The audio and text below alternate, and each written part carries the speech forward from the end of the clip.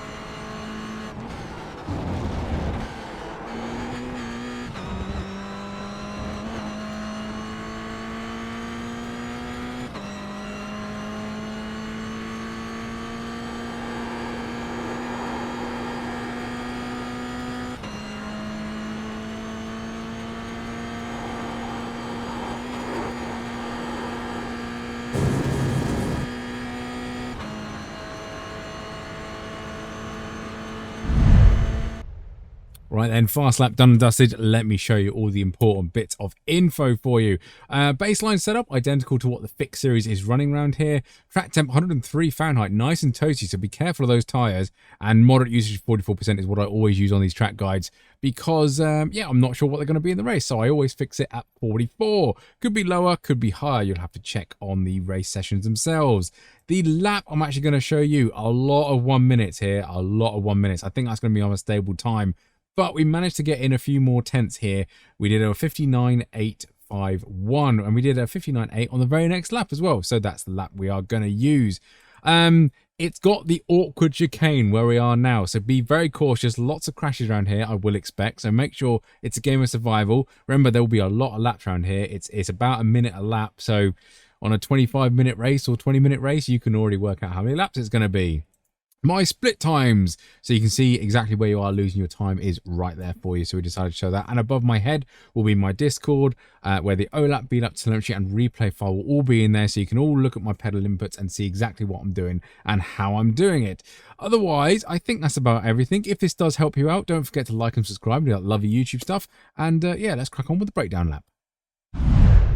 Right then, Lime Rock Park. If you blink, you'll miss this lap. It is very, very short, but we are hunting down for turn one. And at the two board, we are slightly turning in to the apex under the bridge and then braking all the way to it. First in third, and then you want to carry the speed around this first part, trying to counteract the oversteer, and then down into second. Now, I do get a little bit more rotation here, and I have to turn away from this curb. But basically, you want to hit that. You can give it a little cheeky tickle, but you want to be on absolute full throttle as early as you can. This car is so important to get good exits. It is crucial to lap time. Go around at this point now, we're getting to this point and we want to brake and kind of diamond this corner. So apex, let the car drift out slightly, keep braking and then come back and cut this curb. We want to stay as far left as we can to really open up turn four. Now turn four, I left this lap in because I make a mistake. Do not hit that curb. It really does affect your momentum coming out there. You see how bumpy the car gets? Really does wallow and lump around and things like that. So bear that in mind. Try and get that around that corner without hitting that curb to make sure we get good traction out of it.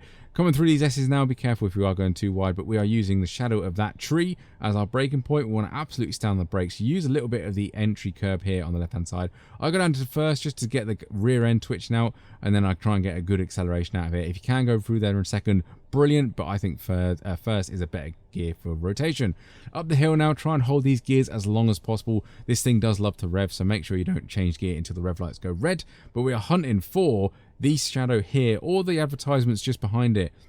Now, left foot braking for this, absolutely full throttle. Just drag the brakes with your left foot, so do not lift off the throttle. I found that gives you a nice turn in there, which is quite nice. And that's what we're actually going to do for this last corner. Just in the dip, again, absolutely full throttle. Just drag the brakes slightly just to get that nose turned in. I really did find that did help the car get rotating around there. A little bit of the tickle of the curb as we go past. Not ideal, but we do get around quite nicely. Be careful about running wide here. It can happen, and get on that grass and do some lovely pirouettes, which is not good for lap time. The line is actually quite a long way down, so bear that in mind if you are coming out that last corner too wide. But that is us across the line with a 59.851. So very good. It's going to be very, very interesting. I know Simlaz has been here last week technically, and that was multi-class. Fortunately, we've only got ourselves to race in this, so make sure you see the checkered flag. There will be absolute carnage, particularly on that uphill section. That is going to be very, very tricky. Otherwise, have a very good week. Don't forget to like and subscribe if this did help you out, and do that lovely YouTube stuff for me. Otherwise, I will catch you on the next one.